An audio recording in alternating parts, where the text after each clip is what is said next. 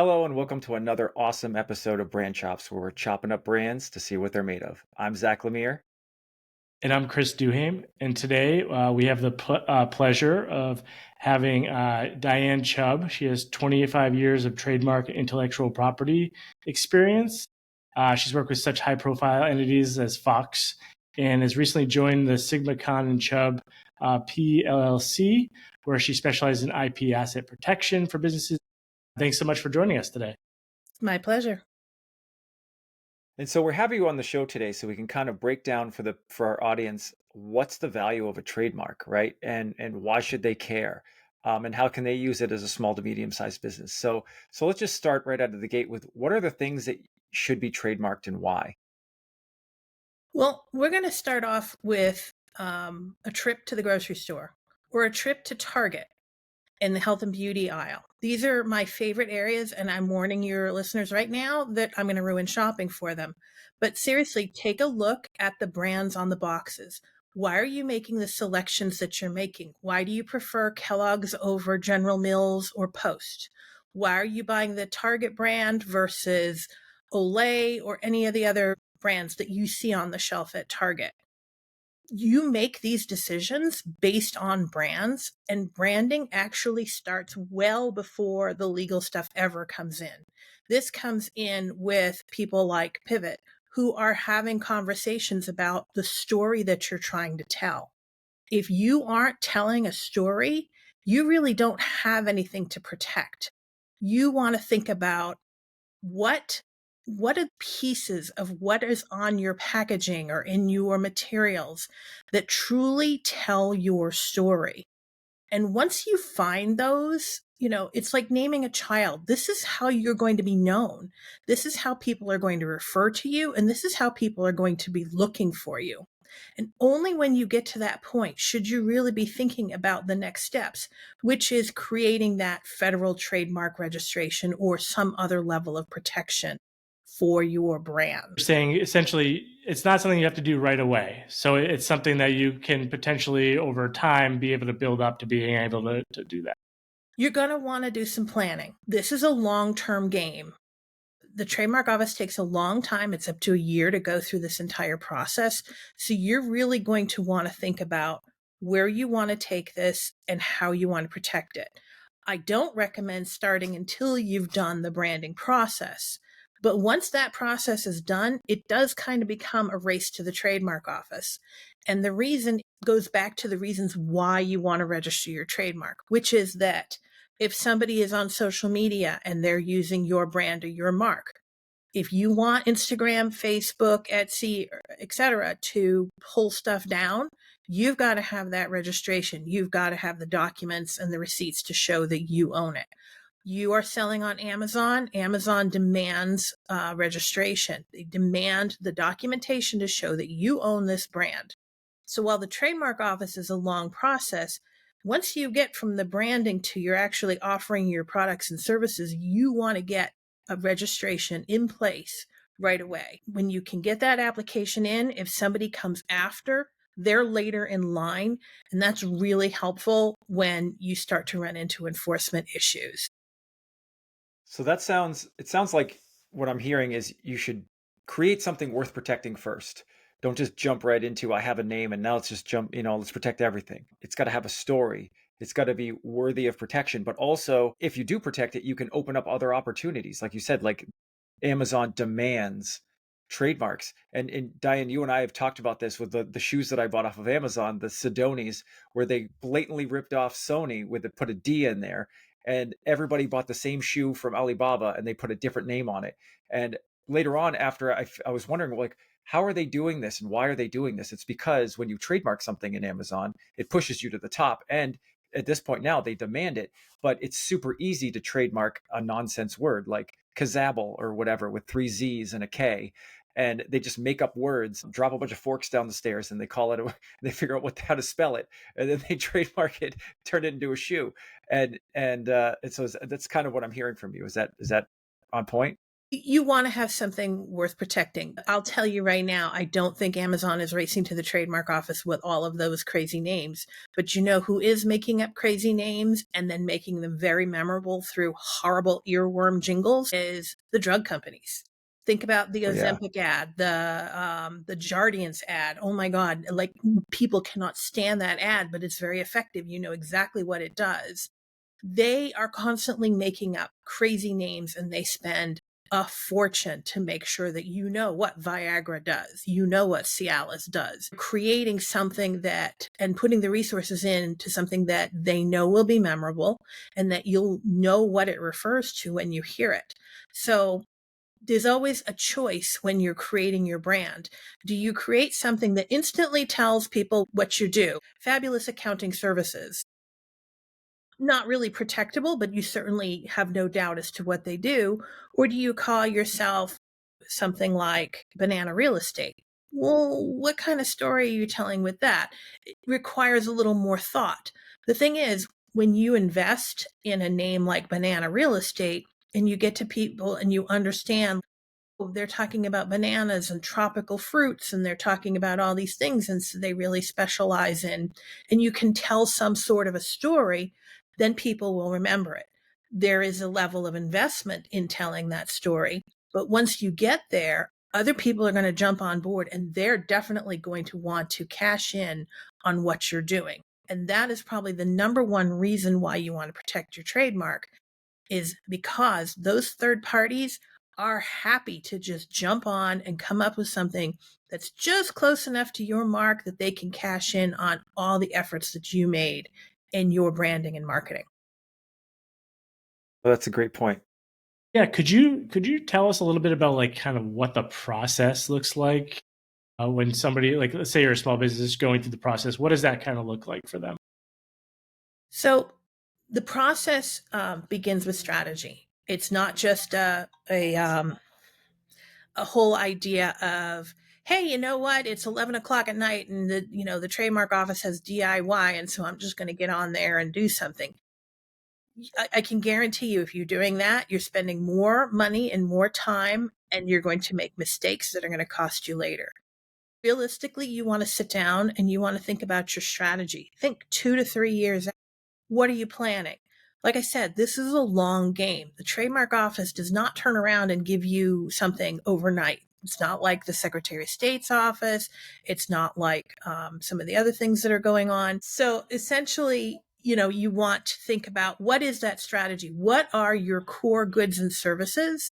What are you planning to do tomorrow? What are you planning to do in 6 months? And what are you planning to do in 2 years? And the reason for that is because the time to make those decisions when you're filing your application is now. If you're thinking you're going to have this real estate agency, but you're also going to offer some other kind of services, maybe you're offering rental services, maybe you're doing some kind of staging services that you're planning on adding on in another year, when you file, you want to make sure that you're capturing all of that now. What I tell people is, I love food analogies. It's like a donut. Your core services are the whole of that donut. You want to fill in as much of that donut and make it as big as possible, because that way there you're keeping your competitors away. So if we go back to my example of banana real estate and you're thinking of adding all these other services on, you're going to want to include that right away into your strategy, so that as you move and you get bigger, there's not already somebody there trying to encroach on your. That brings me to the other part of the process, which is absolutely key and where I see the most mistakes, which is research, doing your homework. It's not enough to get on the trademark office website, do a quick search. They've recently revamped the site. Honestly, those of us who've been practicing for a while, we think it's one of their worst iterations ever, because it's very difficult to find things. And the information that you find is not exactly helpful. So, for example, we're looking for our banana real estate. You might find a banana travel agency, you might find a clothing company, you might find somebody else who's doing house cleaning services. Okay, does that mean that it's available? Maybe, maybe not. Depends on where you're going and what that overall strategy is, whether or not that's going to be a good mark, whether you're going to be able to get it through. That's just the trademark office. Then you find out that there's a company that makes, for instance, energy drinks. Hello, Monster Energy, that goes after anything. So you could have banana, fruit, whatever, and they're very, very litigious, but you're not going to find that in your search. You're buying an issue if you go and try and create a brand based around that because they're waiting. But you also want to think about where you're going and do that research. And then you're going to want to think about how you're actually filing. So, and what it's going to mean. This is where people spend too much money. They think, oh, I'm going to have this real estate company, but I want to print t-shirts to promote my real estate company because we're going to do a fun run 5K and I'm sponsoring it. So I have to, no, you don't. You don't need it for mugs and koozies and pens and keychains and things like that, because then we get into the difference between promotional products and what you're actually branding. And that's a confusing line. And it's a place where I see my clients spend way too much money to get things they just don't need.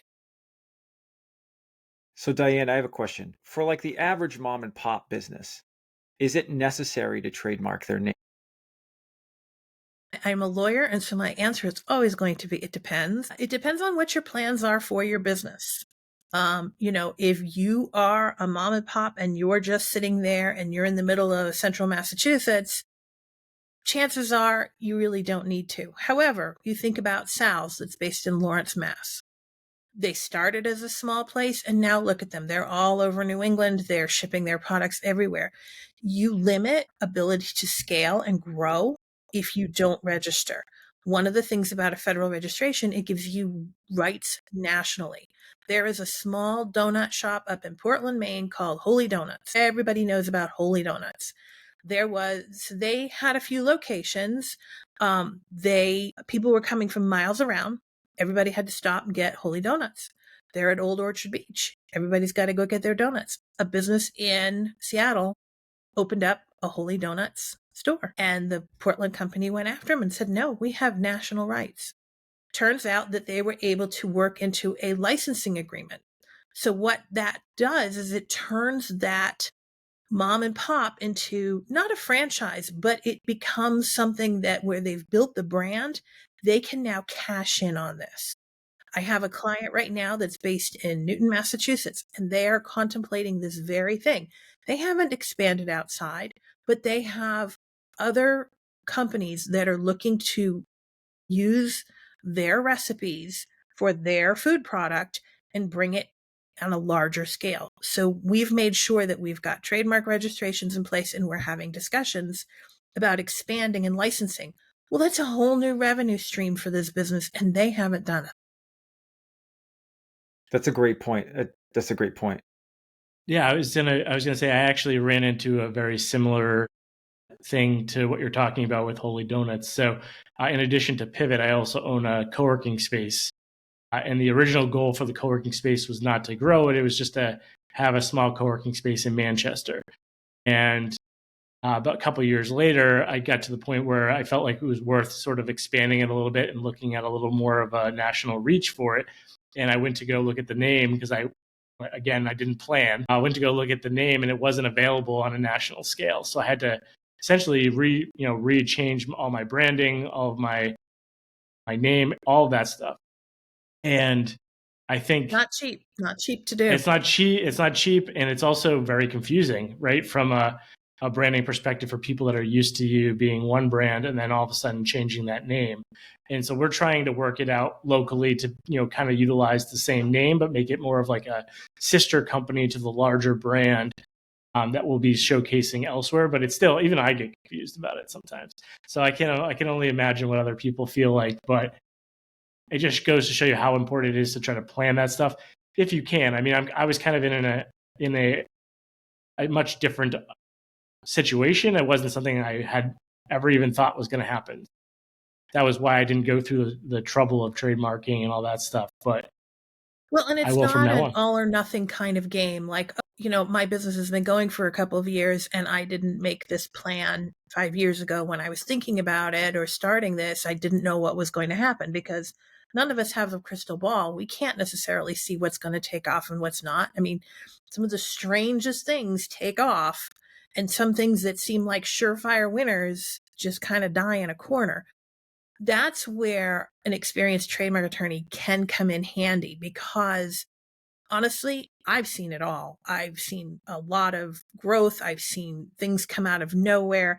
And you can create situations where you play off of your existing brand, but in a way that doesn't infringe on the rights of third parties. And you can sort of thread this needle to expand as you need without creating more legal problems for yourself. But it does take a little more care, a little more research, and a lot more strategy and creativity. How about things like smaller, like you had mentioned, I think when we had emailed you about being a guest, whether we had the podcast name trademarked. And I thought that was an interesting question, and probably we should. And so like we always come up with different names for different projects and processes and packages and things like that. But it can get really expensive, right? From a small business perspective. Is there any way to protect things like that in like a more cost effective way, or is it always going to be all or nothing scenario? So there are ways they're not as effective, but you can always register a state trademark. It's anywhere from $50 to $100, depending on the state. It's filling out a form. It is something that requires, it's totally DIYable. However, the level of protection, you're getting what you pay for there. It provides you with something, but not, you're not doing the research and it's pretty, there's no one on the other end who's going to make a judgment about whether or not you can have this. It's, does this already exist exactly as written? I mean, maybe you have Holy Donut without a hyphen and somebody else has it with a hyphen. They're going to allow it through. So it's worth a little bit. But what I tell people as we're deciding and making a strategy about what are we going to protect, what are we not going to protect, is, are you in a long-term relationship with this brand? Do you see yourself using this brand for the next 3 to 5 years? If yes, then it is worth protecting. If you're constantly changing and every month it's a different thing, you're not ready.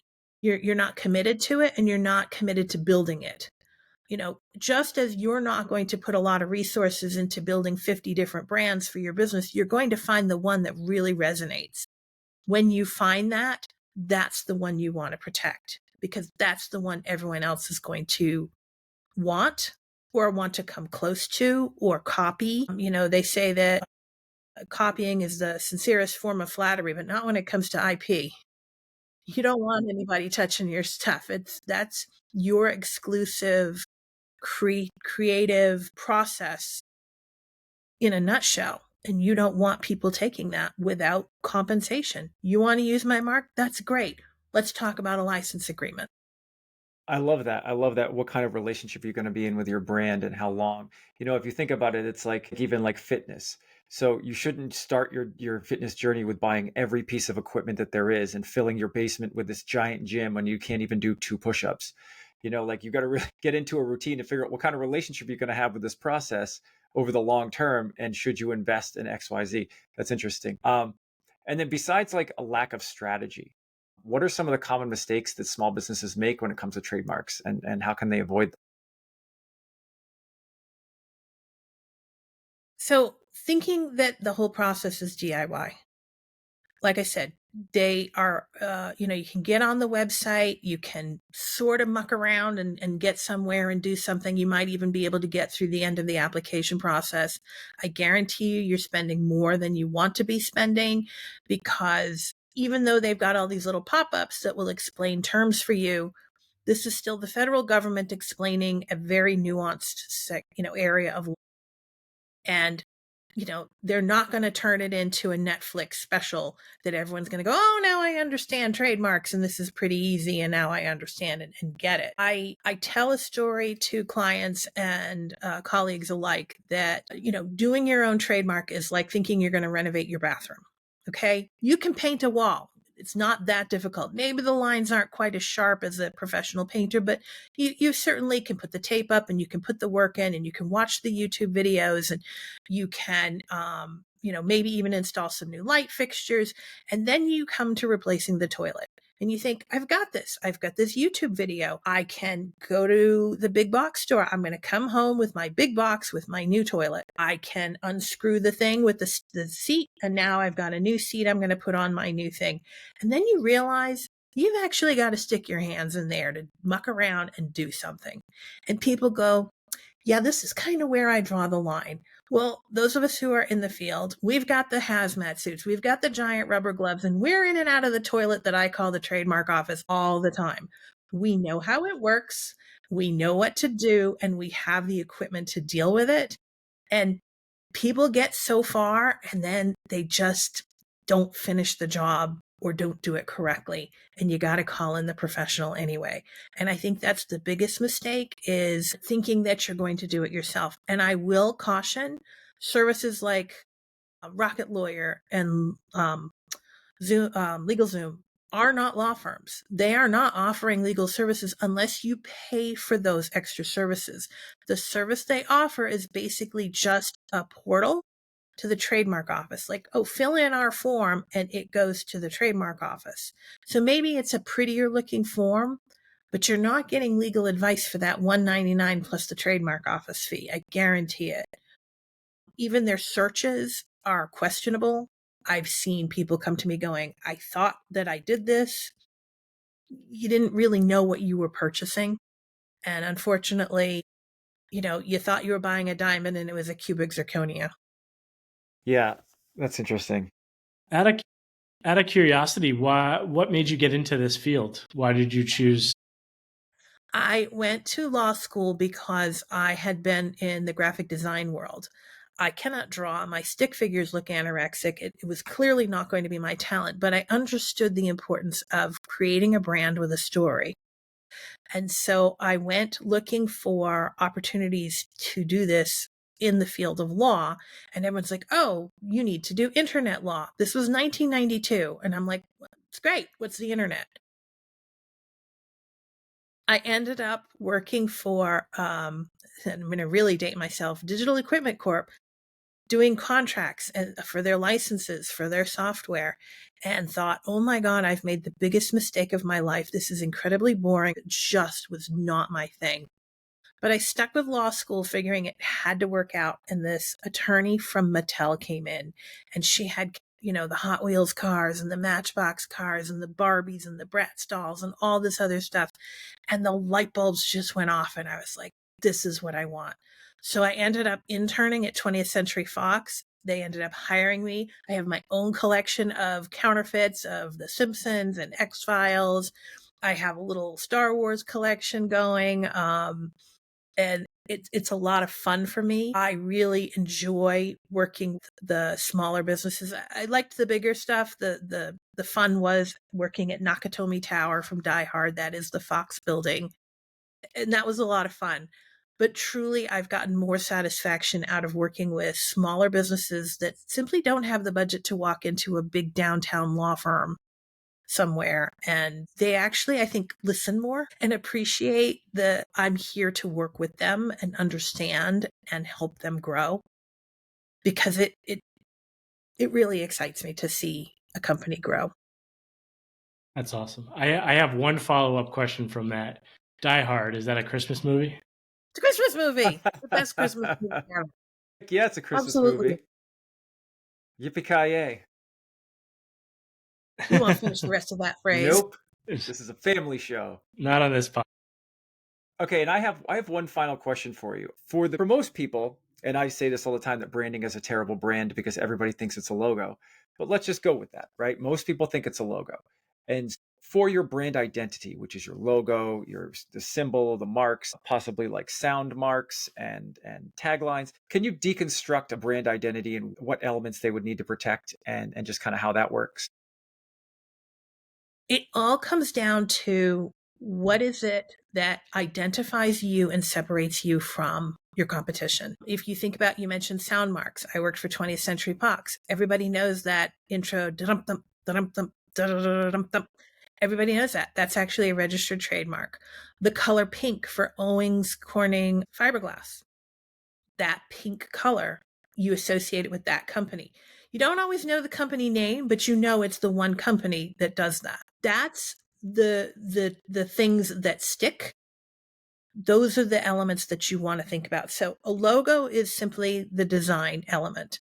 Some design elements are worth protecting, some are not. If you have basic shapes, they're not going to be protectable, and it's just a nightmare. If you have a detailed letter that you've done, like a giant letter N, and it's, kind of mosaicked in it, might not be worth protecting. The Nike swoosh, well, clearly that's something very different and it was worth protecting, and it's become a brand in and of itself that people purchase. You think about service businesses, you've got everybody such and such law firm, but everybody knows who Morgan and Morgan is because they advertise so heavily. So, you can have things that are just names, and you can generate that kind of acquired distinctiveness, which basically means when I see that, when I hear that, I think of that particular source. I think of that particular firm. But you can also do it through taglines. If you think about some of the latest ads you hear on TV, we have the meats. It's Arby's. That's their latest tagline. You think about that. That is something that I would recommend them to protect. They've already got the hat, they've already got the word Arby's, but now they've made it so that when you hear that phrase, so really it's about things that catch on. That's when you can make those decisions. You make those decisions either ahead of time, like this is what I want to catch on, and this is where I'm going to put my money in. Or it might be after the fact, like, wow, this really caught on more than I thought it was going to. And make sure that you get in and protect it as soon as you realize that something is there. But you have taglines, you have the business name, the business name as you're known by. If you think about who owns all the products and goods you see out there, think about what's in your laundry room. Well, that's all Procter & Gamble. Well, you don't say, well, I'm going to go in and buy Procter & Gamble products. You say, I'm going to go buy Tide. I'm going to go buy Clorox. I'm going to go buy these brand names. So they've spent more money on those brand names than their own name because no one's taking Procter & Gamble. People are taking Tide and Tide Pods and those sorts of things. Those are the brands that they want to protect. So it's not always the name of the business. It could be the product. It can also be a look and feel. If you think about Starbucks, you walk in, every Starbucks is set up the same. You think about Barnes & Noble, everyone is set up the same. The Apple Store actually owns a trademark on what's called trade dress. It's how the store is set up. You get the Genius Bar, you've got this, you've got that, you've got the little table set up. That has become synonymous with Apple. So that is something that can be protected. The shapes of bottles. The Coca-Cola bottle is well known. You see that shape, it's a Coca-Cola bottle. It doesn't matter whether it's got Russian writing on it, Chinese letters, or, American English. It's a Coca-Cola wherever you are by the shape of that bottle. So there's a lot more than just the design, the logo, a tagline, or things like that. Not every element is protectable, and not every element should be protected with a registered trademark. But there are ways, if you have something, enact a level of protection that doesn't necessarily get to trademark. And that gets into copyright, which is a whole other topic that we can talk about, Zack and Chris, on another time. Yeah. I'd like to hear your feedback on the Creative Commons copyright on that next one.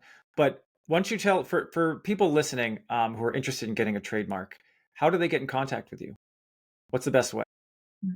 They can email me at Diane, Diane, at skclegal, trademark.com. Perfect. Beautiful. Well, thank you so much, Diane, for your time today. It was great to chit chat and chop up some more brand stuff to see what it was made of. We like to really dissect all things branding.